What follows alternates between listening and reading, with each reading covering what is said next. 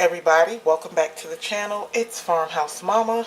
So it is nice and rainy today, and it's supposed to do this all week.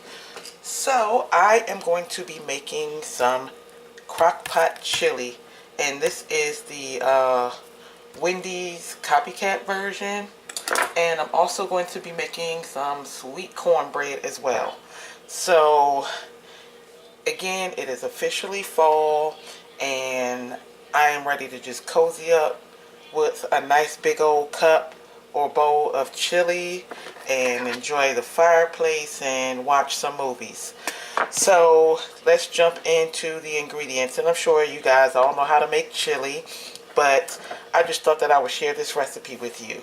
So I have 1 yellow onion, 1 green pepper, I have 1 stalk of celery, I have a can of crushed tomatoes, a can of diced tomatoes with chilies, I have some whole green chilies just in case, I got some light red kidney beans, some dark red kidney beans, and I have some pinto beans. Now I may just use the dark red kidney beans and the pinto beans. I may not use all 3 beans. I'm not sure, because I have a tendency to cook way too much when I'm using the crock pot. So after about day 2 or 3, they don't even want to see chili anymore. So I'm going to try and make a little pot this time. I also have some chili powder, some garlic powder, I got some salt, some black pepper, minced onion, I have some cayenne pepper, some ground cumin, and I also picked up a pack of chili powder just in case. And for my sweet cornbread, I got my Jiffy cornbread mix, my cinnamon, my nutmeg, and some sugar, and of course whatever else goes in there to make it. So the first thing I'm going to do is cut up my vegetables, and once I'm done cutting up my vegetables, I'm going to go ahead and get my ground beef started and on the stove top, and then I'm going to add this onion and this green pepper with it, as well as the celery, because nobody wants crunchy onions or crunchy green peppers or something like stuff like that in their chili. So I'm going to go ahead and cut up these vegetables, and I'll be right back.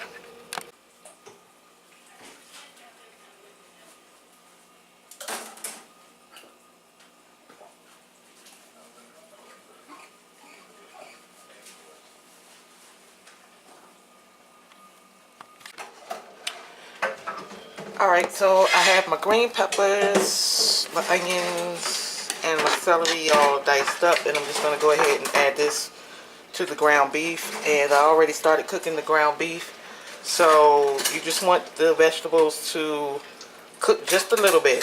So you can either put them in a separate pan and cook them all together with a little bit of olive oil, or you can just throw them in the pan with the ground beef. So that's what I'm going to be doing, and then we're going to put everything into the pot once it's done.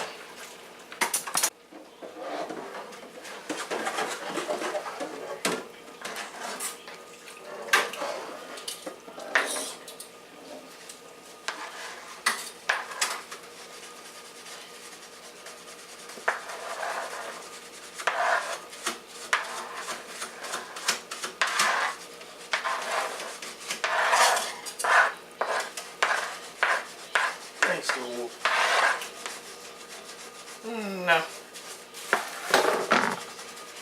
People still use steel wool pans.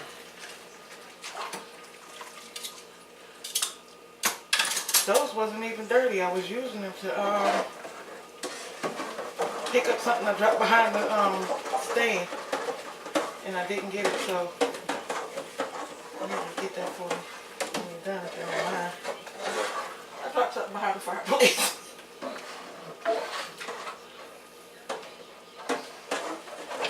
I know. I was afraid that was going to happen.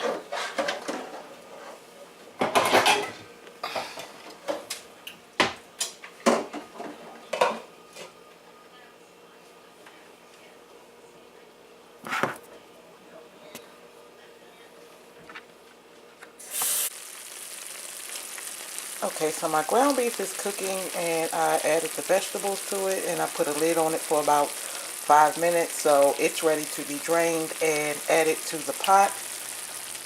So I'm just going to turn this fire off. And in my pot I have 1 whole chili, some chili powder, some salt, some garlic, some pepper, some cumin, and some diced onions. Now, I don't do a whole lot of measuring when it comes to this. I just cook it, and when it starts to cook, then I go in and taste it, and if I need to add more things, then I go ahead and I do it that way. And I kept the chili whole because I just need it for the heat, and if I feel like it's not enough heat later, then I'll go and add some cayenne pepper to it. I also feel like if I'm not getting enough of the chili seasoning spices, then I'll add this chili seasoning packet to it. I don't know what's wrong with this camera, why it's so darn bright. I'll worry about that later. Alright, so I'm going to go ahead and add everything in.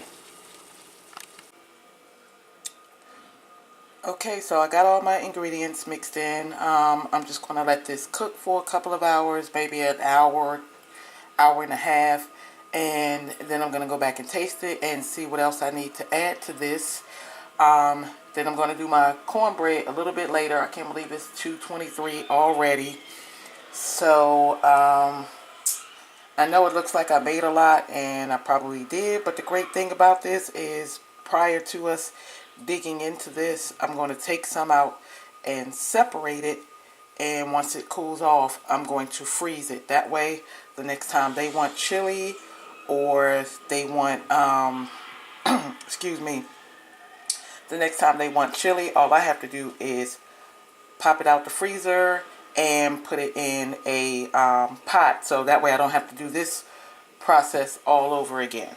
So that's the great thing about making a whole lot of chili. We can have this again next week or within the next 2 weeks or something like that. So yeah, I may make a pie today. I'm whispering because if my husband hear me say I'm making apple pie, he gonna definitely hold me to it. So we'll see how I feel in a few. Alright. Alright guys, so I decided to make a apple something. I don't know if it's going to be a cobbler or what, but I have 3, hold on. Okay, so I have 3 red apples. No, 2 red apples, 2 green apples, and 3 pears in here. Apparently when we went to the grocery store, we were hungry when we left, so we ended up coming back with 2 bags of apples, a bag of pears, and some bananas. Needless to say, my husband has been very good. He's eaten a green and a yellow apple and a banana just today, waiting on this chili. So anyway, I'm not going to be doing the whole measurements and things because I'm just showing you guys what we're going to be having for Sunday dinner. So I have a half a cup of sugar here, and I'm just going to pour that in. And I know that seems like a lot of sugar, but these apples are kind of tart, and so is the pears. And then I'm just going to measure out some cinnamon, some sugar, and some allspice, and I'm going to get my butter out. So hold on for me just a moment. Okay, so I have all my filling done, and I just added some pats of butter in there, and that's sitting while I make my apple crumb topping. So I just have some flour, some butter, a little bit of salt, and 2 packages of this maple brown sugar, instant Quaker Oats or whatever. Now remember guys, I'm just making this up on the fly. Don't know what it's going to turn out like, but hopefully it'll be good. So I'm going to go ahead and mix this up, and then I'm going to sprinkle it on top of the apple pie. I'm sorry, I'm going to sprinkle it on top of the apples, and I'm going to let it bake in the oven for an hour on 350 degrees, and then when I come back, we'll take a look at the chili. Okay, so this is what the chili looks like so far. I've added some sugar to it, some more salt, the rest of the chilies, some cayenne pepper, and some sugar to it, and then I'm going to add a little bit of butter at the end. But I'm just going to let this cook now on low for probably about another hour or so, because it's pretty much already done. You just want all the flavors to come together. Then I'm going to make my cornbread, and I'm going to show you what this pie cake contraption thingy I made looks like, and then we'll be done. Alright, happy Sunday. See you in a few. Okay, so this is my apple pear crumble. I think that's what I'm going to call it. Apple pear crumble. You see a piece over here in the corner missing because I let my husband taste it. And he is on his way to go get some vanilla ice cream, y'all. So that must mean that it's good. And he loves apple pies anyway. So I just got a couple more minutes on the cornbread and I'll be ready to go. So with the cornbread, I just put in the regular ingredients, the eggs and the milk, and then I added some nutmeg, cinnamon, allspice, and vanilla, and some sugar. And I just made the cornbread. So I think that's going to do it for this video, guys. Yeah, that's going to do it for this video. Thank you so much for watching. If you're new to my channel, welcome, welcome, welcome. If you haven't subscribed, please go ahead and do so. And I will talk to you guys in my next video. See you then. Bye-bye.